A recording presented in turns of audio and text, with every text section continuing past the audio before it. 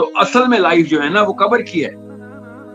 اور علی بن ابی طالب نے یہی کہا تھا جب قبر کو دیکھا تو انہوں نے کہا کہ مرے ہوئے تو ہم ہیں, زندہ تو اصل میں یہ ہیں. اور لوگوں نے اس کو کیا مطلب لیا کہ یہ دیکھ چکے ہیں لائف اللہ تعالیٰ کو, یہ دیکھ رہے ہیں, باقی ان کو وہ کچھ نہیں دیکھ رہے سوائے اس کے کہ اپنے تمام تر اثرات جو ان کی لائف میں کیے گئے کہے گئے الفاظ کے. یہ میں اتنی لمبی تمہید کیوں مان رہا ہوں, حالانکہ میں پوائنٹ پہ نہیں آیا ہوں ابھی. آپ کو پتہ نا مرکز ہمارا تیسرا سوال ہے. یہ کانسیپٹ اتنا ضروری ہے کہ آپ کو پتہ ہو کہ قبر میں ہونا کیا ہے اور کیسے ہونا ہے, کیوں ہونا ہے. تو جو سب سے پہلے کیوں ہونا کے اوپر ضرب لگ گئی ہے نا مسلمانوں کے کانسیپٹ میں, یہ بہت ضروری ہے کہ جب تک صدقہ جاریہ چل رہا ہے اچھا یا برا, تب تک تو مجھے ویٹ کرنا پڑے گا.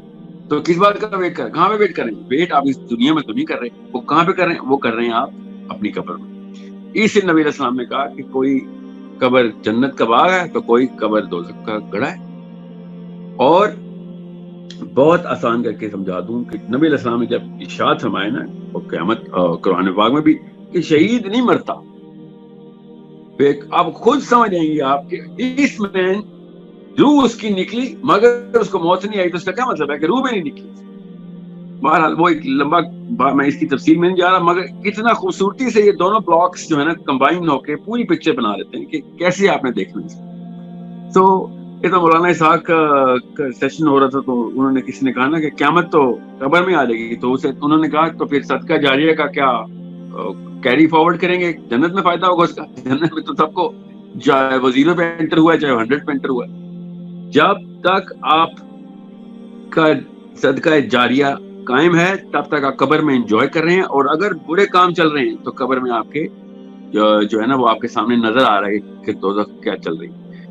یہ جو دنیا ہمیں دکھائی گئی ہے یہ کہیں سے بھی پوری دنیا نہیں ہے. میں کائنات کی بات نہیں کر رہا ہوں, میں یہ سامنے جو آپ کو نظر آ رہا ہوں یا سنائی دے رہا ہوں یا جس سے ملتا ہوں ان کے سامنے بیٹھتا ہوں, this is not even half of the actual life I am living.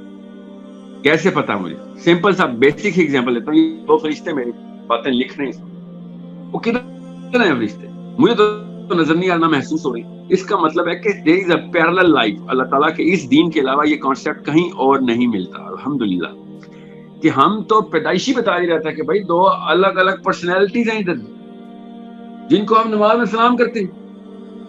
ہر وقت ہمیں احساس دلاتے ہیں, ہم نماز میں کیا احساس دلاتی ہے کہ یہاں پہ میں اکیلا نہیں ہوں. قرآن پاک نے بتایا کہ میری پیدائش کے ساتھ ہی یہ 2 الگ الگ شخصیات پیدائش کے ساتھ ہی پیدا ہوتی ہیں, اور یہ 2 الگ ہیں. تو گن کے 5 بنتے ہیں, جو ہر وقت 5 بندے چل رہے ہوتے ہیں. میں آپ کو مثال دے رہا ہوں خالی 2 کی, باقی جنات کا کانسیپٹ اسلام میں, فرشتوں کا کانسیپٹ اس طریقے سے اسلام نے بتایا, کسی اور دین نے بتایا نہیں. کہ نعوذ باللہ دین تو ایک ہی ہے, کسی اور مذہب نے اپنی انٹرپریٹیشن تک پہنچائی نہیں نیچے. اور اگر باقی انبیاء بتاتے بھی رہے تو ہم تک نہیں پہنچا. تو اللہ کے نبی علیہ السلام کا احسان یہ ہے ہمارے اوپر, کروڑوں احسانوں میں سے ایک, کہ یہ کانسیپٹ کلیئر کر کے بتایا کہ آپ اپنے آپ کو اس دنیا کو کمپلیشن کے سینس سے نہیں دیکھیں گے, اس کو انکمپلیشن کے سینس سے دیکھیں گے. اور جو باقی کا جو سارا کا سارا معاملہ آپ کے سامنے ہے اس کو اللہ تعالیٰ نے غیب کہا ہے. یہ نہیں کہ وہ نعوذ باللہ ہے نہیں اور میری بات مان لو, نہیں, وہ ہے تمہیں نظر نہیں آ رہا. اور جب ہم کہتے ہیں کہ ہمارا فرشتوں پہ ایمان, اللہ پہ ایمان ہے, تو اللہ خود غیب میں. فرشتوں پہ ایمان ہے تو بالکل فرشتے غیب میں. وہی پہ ایمان ہے, فرشتے وہی بھی غیب میں سے آ رہی. سو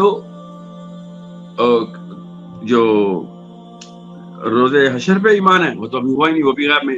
مگر وہ جو باقی کے فیوچر کا غیب ہے نا, جو پریزنٹ کا ہمارے سامنے معاملہ ہے اور فیوچر بھی غائب میں, اور پاسٹ ریکارڈڈ ہسٹری میں باقی سب غائب ہو گئے, یہ وہ غیب نہیں. جو اس وقت پریزنٹ کا غیب ہے اس غیب کی بات سمجھیں تب وہ قبر کانسیپٹ سمجھ آئے گا. کہ جب ہم ایک خاص یونیورس کو اپنے سامنے ایکسپیرینس کرنے کی کوشش کرتے ہیں کہ میرے سامنے میرے ہاتھ لیفٹ اور رائٹ پہ 2 فرشتے ہیں, تو یہ کہاں سے آئے ہیں, کدھر رہتے ہیں, کہاں کیا کانسیپٹ ہے, ان کی حیت کس چیز سے بنی ہوئی ہے. تو یہ مسلمان کے بچے کو بتانا ماں باپ کا کام ہے کہ کس طریقے سے آپ نے ہر وقت ان کو ریئلائز کر کے رکھنا ہے. Realize that and experience this, and if you experience this then you can really understand the concept of قبر. اور وہ کیا کانسیپٹ ہے وہ میں آپ کو بتا دوں. دس از دا پیرلل یونیورس جو کہ ہمارے ساتھ چل رہی ہے. پیرلل نہیں کہ کہیں اور ہمارے ہوتے ہوئے کہیں چل رہے ہیں, ہم اسی میں سے گزر رہے ہیں, ہمیں بس وہ نظر نہیں آ رہا. یہ ہے کہ غیب کے اوپر ایمان لائے. اور سورہ بقرہ میں اللہ تعالیٰ نے کہا نا کہ جو غیب پہ ایمان لے آیا اس کے لیے اس کتاب میں وہ دروازے کھلیں گے ہدایت کے کہ وہ کسی اور انسان کو نظر ہی نہیں آئیں گے. اور یہ صرف انہی لوگوں کے لیے ہدایت ہے. اللہ تعالیٰ نے یہاں تک کہہ دیا یہ انہی لوگوں کے لیے ہدایت ہے کہ جو اس غیب کو مانتے ہیں. کس غیب سے؟ کہ یہ میرے آس پاس کوئی دنیا کی مخلوقیں زندہ ہیں, کارمند ہیں, کار فرما ہیں, میرے لیے فائدے کے لیے بنی ہیں اور ہم اکٹھے رہ رہے ہیں. بالکل اسی کانسیپٹ کو آگے لے کے چلیں تو آپ کو پتہ چلے گا جیسے ہی میری روح ڈیٹیچ ہوتی ہے قبر موت کے بعد, تو میں جیسے ہی دنیا کے اس زمین کے اندر دفن کیا جاتا ہوں تو وہ زمین اسی غیب کا حصہ ہی ہے اور وہاں پہ وہ چیزیں میرے سامنے آ جاتی ہیں جو اس وقت میرے اس ہوش میں نہیں آئے. اور یہی ٹیسٹ تھا اور یہ ٹیسٹ اسی وقت ختم ہو جاتا ہے کہ جیسے میرے اوپر موت آتی ہے. تو جب وہ ٹیسٹ ہی ختم ہو گیا غیب کا تو میرے اوپر غیب کے سارے دروازے کھل جاتے ہیں. یہ اسلام کا بیسک کانسیپٹ ہے کہ جب تک آپ اپنے اس ہوش میں ہیں, اس ہوش میں جس میں میں اور آپ ہیں, تب تک وہ غیب کے دروازے بند ہیں. اور جیسے ہی میری موت آئے گی تو میرا ٹیسٹ ختم. تو ٹیسٹ کس چیز کے اوپر؟ ٹیسٹ ہی غیب پہ. تو قبر میں جانے سے فوراً پہلے ہی مجھے پتہ چل جائے گا کہ اصلی کہانی کیا تھی, باقی کے تمام تر مخلوق کیا ہے. اور جو حدیث ہے نا کہ سوائے انسانوں اور جنوں کے باقی تمام مخلوق سن سکتی ہے کہ قبر میں عذاب کی آوازیں کہاں سے آ رہی ہیں اور کیا عذاب ہو رہا ہے. یہ حدیث ہے بخاری کی ڈائریکٹ کہ انسان اور جن کے علاوہ اس گرز کی آواز کی سب کو آتی ہے, ہمیں نہیں آتی اور جنوں کو نہیں آتی. اس کا مطلب ہے ان دونوں کے اوپر غیب کا ٹیسٹ. اگر آتی ہوتی تو ہم میں سے کوئی ایک بندہ بھی کوئی بدکاری کر سکتا تھا. اپنے دادا پر دادا کو دفنانے کے بعد ہی ہمیں سمجھ آنا تھی کہ بھیا بس یہ کام ختم, کیونکہ یہ تو بہت بڑا عذاب آنا ہمارے اوپر. سو جیسے ہی ہم قبر میں جاتے ہیں تو ایک پیرلل یونیورس جو ہے نا وہ ہمارے اوپر آیا ہو رہتی ہے. وہ پیرلل کا جس کے اندر میں ابھی بھی ہوں, پیرلل کا مطلب سائڈ پہ نہیں. تو میں اس یونیورس کو بھی دیکھ سکتا ہوں کہ جس یونیورس میں میں ابھی ہوں مگر دیکھ نہیں سکتا. سو اٹ از یہ جو قبر کا جو معاملہ ہے نا اس یونیورس کے اندر اس طرح آپ نے دیکھنا ہے کہ میرے اندر میں اس دنیا میں چلا جاؤں گا کہ اس کائنات کو دیکھ سکوں گا کہ جس میں پہلے بھی تھا مگر مجھے نظر نہیں آتی تھی.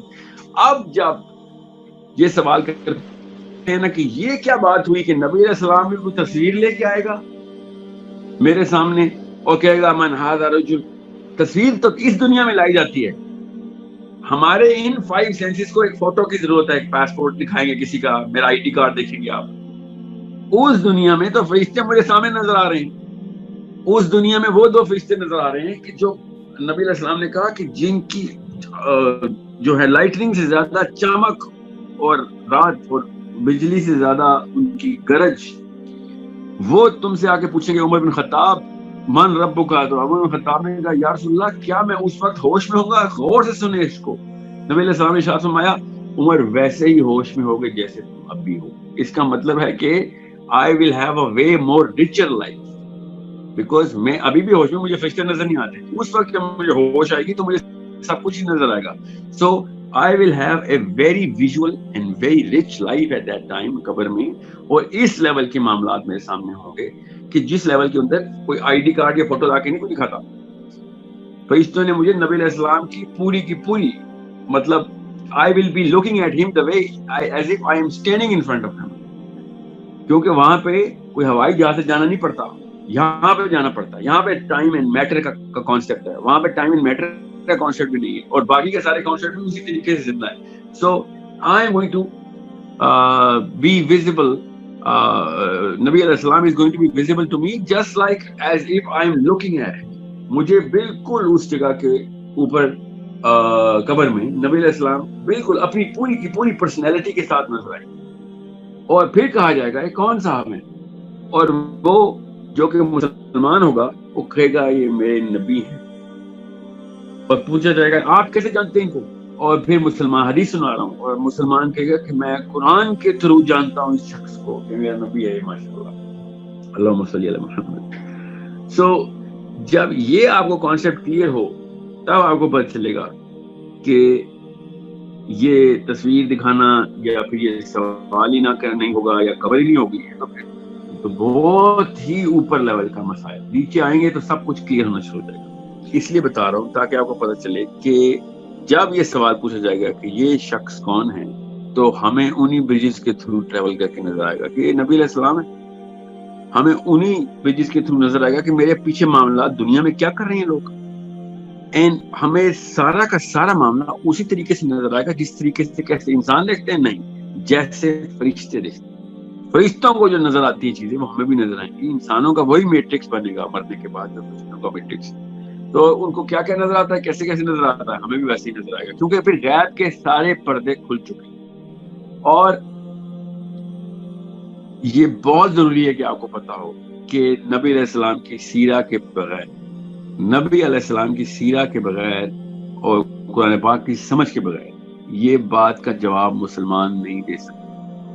اللہ کرے دے دے, میں کوئی ثابت نہیں کر رہا اس بات پہ, مگر جو حدیث کے الفاظ ہیں وہ بہت کلیئر ہیں کہ میں نے اس شخص کو قرآن کے تھرو جانتا ہوں. کیونکہ فرشتوں نے یہ نہیں پوچھنا کہ, اور وہ بھی کس سے پوچھا بولا, کہ اس وقت نبی علیہ السلام کے دور میں جو شخص مرا ہے اس سے حساب کتاب ہو رہا ہے کہ آپ اس شخص کو کیسے جانتے ہیں. تو انہوں نے کہا کہ میں اس شخص کو قرآن کے تھرو جانتا ہوں. So understand how important it is کہ جب تک قرآن پاک کے اندر آپ کو یہ ایمان کی بیسس نہیں کریٹ کی جائے گی بچے کی, ہمارے ہاں اپنے بچوں کی, تو وہ اس طریقے سے نہیں آنسر دے سکے گی جس طریقے سے حدیث میں بتایا گیا.